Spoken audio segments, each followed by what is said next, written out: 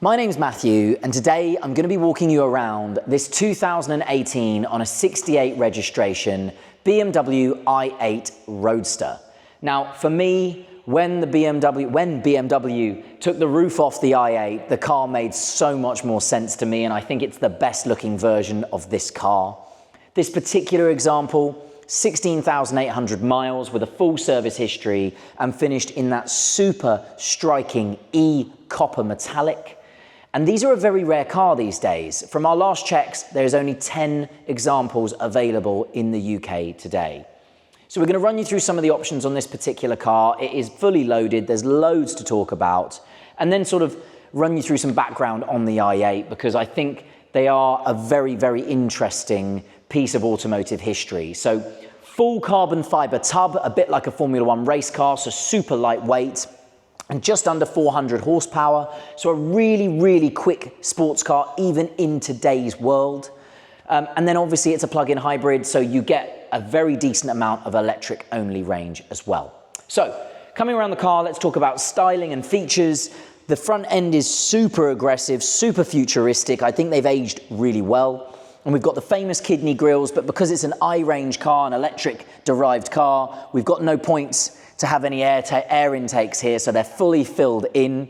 The forward-facing part of the 360 surround camera system is there on the nose, that's the giveaway. And all of the BMW badges on any BMW i car, so anything that's electric or hybrid, has this hovering sort of blue disc around the edge of the badge, which is very, very nice and a good giveaway. Front park distance control fitted really neatly in the front bumper there, and the black accents break up that E-copper metallic everywhere on this car, making it, for me, such a wonderful color scheme and very unusual. You don't see many of them, and especially not many in this color. Looking at the wheels themselves, we've got a really sort of intricate multi-spoke BMW 20-inch alloy wheel, and again, because it's an I-range, you can see that floating blue disc on the BMW badge on the center there, and the BMW i logo imprinted onto the metallic black brake calipers. We've got plug-in points for the hybrid system on the front wing there, so you can see that's how you charge the battery in this particular car. And again, that black accent pack running throughout the car, the door mirrors or the tops of the door mirrors, the A-pillars, down the door edges, and across the back of the car.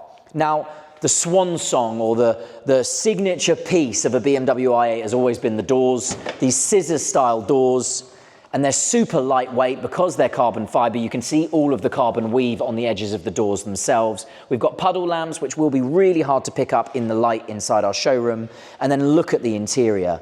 Sweeping lines everywhere, futuristic styling. For me, still completely relevant in 2025. And I love this sort of off-grey leather. It is classed as black by BMW, but it's almost like an off-grey. It's a fantastic color scheme, and we've got ambient lighting throughout the cabin. This is such a lightweight door, and it's very easy to open and shut, just as you see there. The Roadster logo on these sort of haunches over the back of the seats there, and then this lovely aerodynamic or aero, I assume it has aerodynamic purpose, cutaway here, all to reduce drag and make the car more efficient.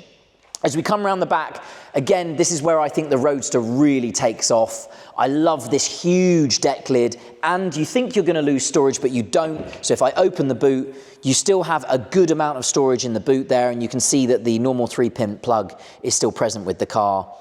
And every time you open a panel on this car, you're faced with some beautiful bits of carbon fiber, which again, such amazing technology to have a carbon fiber chassis in a car, again, at this sort of price point. Dark tinting to the rear lights, loads of breakup of colorways down here. We've got the E-copper, we've got some black effects through the middle, and then some lovely satin gray effects breaking up the back end here. A reverse camera in the middle down there. And again, no need to see any actual physical exhaust. The car does have an internal combustion engine, but you can't see any exhaust. That's the whole point of it. It's all designed to be minimalist and sleek. I'm going to jump in the driver's side now and run you through some of the features internally. There is a technique to getting in one of these. You just sit on the carbon tub and slide backwards into the car, and I'll turn the car on and fire it into life. And you've probably heard the internal combustion switch on, the internal combustion engine switch on. That will start, it will charge the batteries, and when there's enough charge in the batteries, the engine will switch off completely, and you can drive this car in full electric.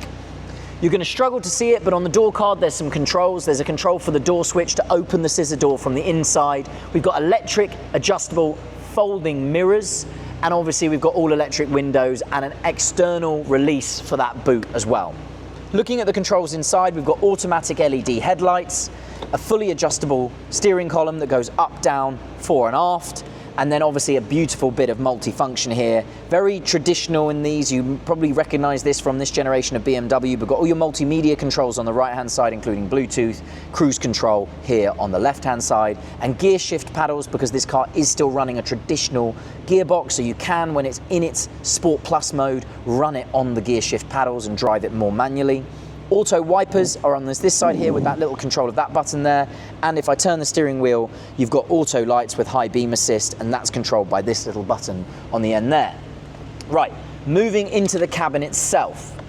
We've got BMW's iDrive system. This generation still has Apple CarPlay as well, so you can plug in and use Apple CarPlay in this generation of BMW iDrive. You do also still have BMW's own navigation system, which again is incredibly intuitive and still a very fast system with, as you can see if I zoom back in again, if I come out one, you can see all the petrol and electric charge points are built into BMW's own navigation system, so you can plan your journeys around charging this car if you so wish. We've got all of the alert systems, so collision warning and pedestrian alert system, all built into this button here.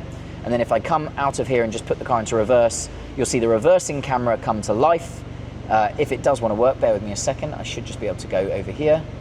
There you go, and you'll see the 360 surround camera system turn on. Now, I've not shut the boot correctly, which is why that camera there is not working. If the boot is shut, that populates, and then if this driver's door shuts, it fully populates that system as well. But you can see the 360 degree camera system working nicely there. Coming down this dashboard, we've got all of your radio controls and a volume override here, dual zone climate control and heated seats for driver and passenger down the center here, and then all of your driving modes around the gear stick section here. So from comfort all the way to Eco Pro, and if you put the car to the left in this gearbox, so if I put it in drive and slide the gearbox left, if the cameraman just wants to take a quick look at the dials, all the dials turn red, and if he goes up slightly, you might catch the heads-up display, which is a really lovely cost option on this particular car. And I'll just pop it back into park. The iDrive controls are here, and then you've got loads of storage, a little hidden cubby hole here which runs that electric roof, which at the end of the video I will run for you, and very neatly under here a wireless phone charger. It's a slightly older generation system, but you still can get a fairly modern sized phone. I have an iPhone 15 into that wireless phone charger, no problem whatsoever, and the little blue light indicates that it is charging. There you go. Right.